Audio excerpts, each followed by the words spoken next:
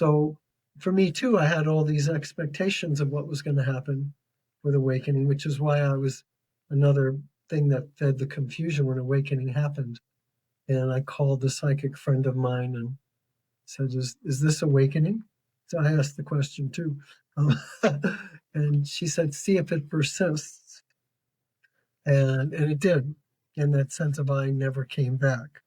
And um, now, now that doesn't mean that the ego is gone. So just to be very clear, awakening doesn't kill the ego because the ego is still operating through the mind in this self-referential consciousness, right? Um, and but one's relationship to the ego has changed. Like the ego is part of the functionality of the consciousness, and in fact, vortex healing, we have a term functional ego, and so that ego is still there, and that functional ego, will include all this kind of emotional stuff and mental stuff.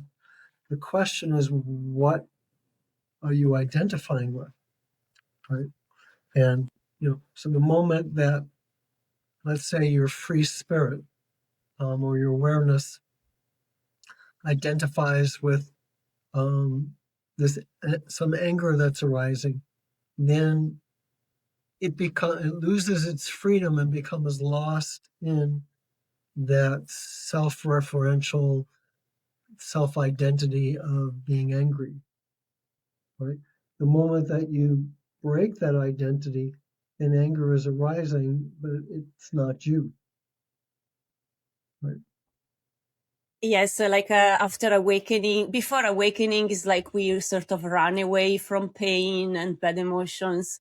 And it's like after awakening, it's more like embracing it and you almost run towards it Yeah. so you can make more space.